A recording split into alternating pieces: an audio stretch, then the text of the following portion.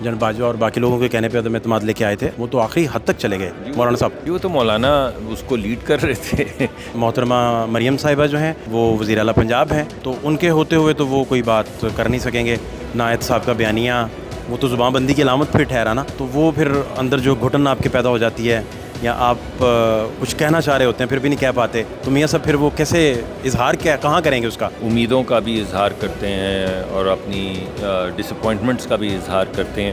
تو ہمیں جب تک کوئی اوئے توئے کر کے نہ گلا کرے ہمیں سمجھ نہیں آتی. آپ نے اناؤنسمنٹ بھی کی تھی کوئی رشین کے ساتھ بھی آپ کا پیٹرول کو لے کر کوئی بات آگے بڑھی ہے، تو اس میں بھی کوئی شاید پھر نہیں. تو 2 لاکھ ٹن آ گیا تھا تیل، 5 لاکھ ٹن سے 1 ملین 10 لاکھ ٹن تک تیل آئے. آپ لوگوں نے بتایا نہیں ہوگا کہ باجوہ صاحب کے کہنے پہ آپ لوگ سارے کر رہے ہیں، آپ لوگوں نے مولانا صاحب سے چھپا کے رکھا ہوگا شاید. نواز شریف بھی گئے مولانا صاحب کے پاس، کیا گفتگو ہوئی ادھر؟ مولانا پھر بھی ووٹ دینے نہیں آئے، نہ شہباز شریف صاحب کو آئے. ان کی گفتگو میں خفگی تو ہے، وہ ناراض ہیں. مہنگائی کا پھر کیا کریں گے؟ دھاندلی کو لے کر اپوزیشن کے جو اتنا واویلا ہوگا، اس کو کیسے مینیج سر کریں گے؟ جب میں حکومت میں آیا تو میں نے تب بھی ہاتھ بڑھایا تھا پی ٹی آئی کی طرف، اور دونوں مرتبہ انہوں نے جھٹک دیا ہاتھ. جو گالی گلوچ کی ہے فلور کے اوپر جب وزیر اعظم تقریر کر رہے تھے، کہ وزیر اعظم نے تو ان کو یہ بھی کہا کہ آپ حکومت بنا لیجئے، ملک کی معاشی ترقی، ملک سے غربت مٹانا، ملک سے مہنگائی ختم کرنے کی ذمہ داری لیں. لاہور میں آپ نے پریس بریفنگ دی، اور پھر آپ نے کہا کہ غریب بندے کا پیٹرول کی ہم قیمتیں چینج کر دیں گے، اور اس پہ کوئی پروجیکٹ پھر آگے اس دور میں پی ڈی ایم کے دور میں بڑھ نہیں سکا.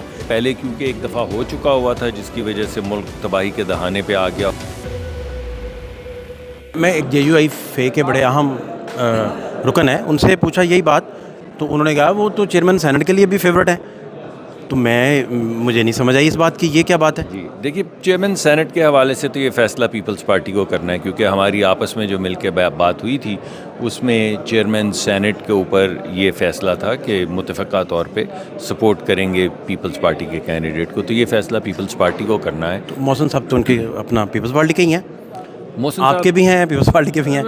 محسن صاحب کیونکہ کیئر ٹیکر کے ہیں، اس وجہ سے وہ کسی پارٹی سے تو ان کا تعلق نہیں ہے. اگر پیپلز پارٹی چاہے گی کسی کو بھی لانا تو میرے خیال میں ہماری پارٹی انہیں سپورٹ. ابھی سر مہنگائی کا پھر کیا کریں گے؟ اور یہ جو مہنگائی کو لے کر، اس کے علاوہ دھاندلی کو لے کر اپوزیشن کے جو اتنا واویلا ہوگا، اس کو کیسے مینیج سر کریں گے؟ جی میرے خیال میں جو 3-4 مرتبہ وزیر اعظم صاحب کہہ چکے ہیں، انہوں نے یہ کہا کہ پچھلی مرتبہ جب میں اپوزیشن کے بینچز میں بیٹھا ہوا تھا تو میں نے تب بھی ہاتھ بڑھایا تھا، اور جب میں حکومت میں آیا تو میں نے تب بھی ہاتھ بڑھایا تھا پی ٹی آئی کی طرف، اور دونوں مرتبہ انہوں نے جھٹک دیا ہاتھ. تو اب بھی ہاتھ بڑھایا انہوں نے، اگرچہ اتنا شور شرابہ اور پھر جو تلخ کلامی کی ہے، جو گالی گلوچ کی ہے فلور کے اوپر جب وزیر اعظم تقریر کر رہے تھے، وہ کچھ اچھی روایات تو نہیں ہیں. مگر ہاں بہرحال ہمارے ہاں ایسا ہوتا ہے تو ہوا ہے. لیکن اس کے باوجود آپ کو یاد ہوگا کہ انہوں نے جانے سے پہلے یہ پھر کہا کہ میں دوبارہ ایک مرتبہ ہاتھ بڑھاتا ہوں کہ آپ آئیں، اور کوئی چیز ایسی نہیں ہے جس پہ بات نہ ہو. موجودہ الیکشن، آنے والے الیکشن، اقتصادی ترقی، معاشی ترقی، ہماری جو معاشرت کے اندر تنزلی آئی ہے، جو انٹالرنس آئی ہے، سیاست میں جو پولرائزیشن آئی ہے، ان سب چیزوں پہ بات کریں گے.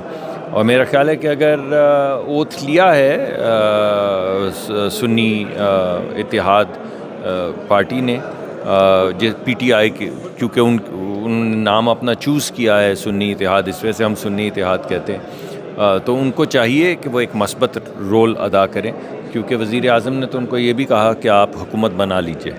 آپ اگر سمجھتے ہیں کہ آپ کی زیادہ تعداد ہے تو آپ حکومت بنا لیں. اور پیپلز پارٹی نے بھی، آپ کو معلوم ہے، خورشید شاہ صاحب نے کہا ان کو کہ ہم آپ کو سپورٹ کرنے کے لیے تیار ہیں. تو جب آپ الیکشن میں جاتے ہیں اور لوگوں سے ووٹ مانگتے ہیں اور آپ کلیم کرتے ہیں آپ کی میجورٹی، تو آپ حکومت بنا لیں.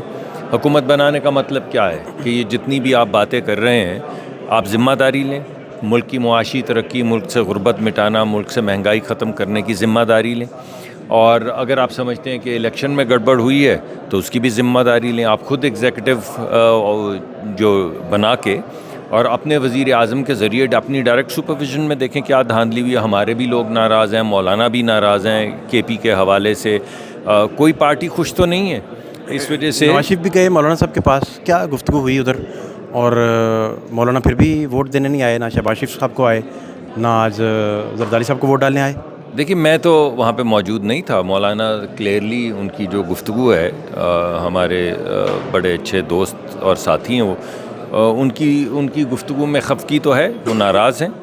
اور سب کی کوشش یہ ہے کہ ایک طریقہ کار سے آگے بڑھایا جائے اور ان تمام چیزوں کو طے کیا جائے. کفکی سے آگے چلے گئے. انہوں نے کہا آپ نے جنرل باجوہ اور باقی لوگوں کے کہنے پہ عدم اعتماد لے کے آئے تھے, وہ تو آخری حد تک چلے گئے مولانا صاحب. جی وہ تو مولانا اس کو لیڈ کر رہے تھے اس کو تحریک کو. وہ پی ڈی آپ لوگوں نے بتایا نہیں ہوگا کہ باجوہ صاحب کے کہنے پہ آپ لوگ سارے کر رہے ہیں, آپ لوگوں نے مولانا صاحب سے چھپا کے رکھا ہوگا شاید, اس لیے شاید وہ لیڈ کر رہے ہوں. میں کچھ نہیں کہہ سکتا, مگر مولانا صاحب تو پی ڈی ایم کو لیڈ کر رہے تھے. اس وجہ سے اگر مولانا صاحب کوئی بات کرتے تو اس کا جواب تو مولانا صاحب ہی دیں گے, because he was the leader. تو جو اس پورے جو ہمارا السلام علیکم جی ہمارا پورا جو پی ڈی ایم کا اتحاد تھا یا جو بھی تھا, اس کے لیڈر تو مولانا تھے. تو مولانا اگر ایسی بات کر رہے ہیں تو وہ انہی سے آپ پوچھ سکتے ہیں. آپ نے ایک کوشش کی تھی لیکن اس کا کوئی ثمر نہیں پھر نکلا. لاہور میں آپ نے پریس بریفنگ دی, پھر آپ نے کہا کہ غریب بندے کا پیٹرول کی ہم قیمتیں چینج کر دیں گے, اور اس پہ کوئی پروجیکٹ پھر آگے اس دور میں پی ڈی ایم کے دور میں بڑھ نہیں سکا. اس کی کیا وجوہات تھیں, ایسا کیا ہوا تھا؟ پرائمریلی وجہ یہ تھی کہ اس وقت جو آئی ایم ایف کا پروگرام تھا اس میں آئی ایم ایف کی طرف سے یہ گنجائش انہوں نے نہیں دی. ہماری کوشش تھی کہ ہم کراس سبسیڈائز کریں, لیکن ان کو پھر بھی شاید خطرہ تھا. وہ عمران خان صاحب نے جیسے پیٹرولیم کی قیمتیں ایک دفعہ کم کی تھیں, تو وہ پہلے کیونکہ ایک دفعہ ہو چکا ہوا تھا جس کی وجہ سے ملک تباہی کے دہانے پہ آ گیا اور بینکرپسی تک تقریباً پہنچ گیا, اس وجہ سے شاید ان کو اعتماد نہیں تھا. آپ نے اناؤنسمنٹ بھی کی تھی کوئی رشین کے ساتھ بھی آپ کا پیٹرول کو لے کر کوئی بات آگے بڑھی ہے, تو اس میں بھی کوئی شاید پھر نہیں, ایسی بات نہیں ہے جی. ہمارے بنی بات آگے چلی. ہمارے دور میں 2 لاکھ ٹن جو تیل تھا وہ آیا تھا, 1 لاکھ ٹن آج آ گیا تھا. دوسرا شپ جو تھا وہ شاید پہنچ گیا تھا وہ بھی, تو 2 لاکھ ٹن آ گیا تھا تیل جی ٹو جی بنیاد پہ.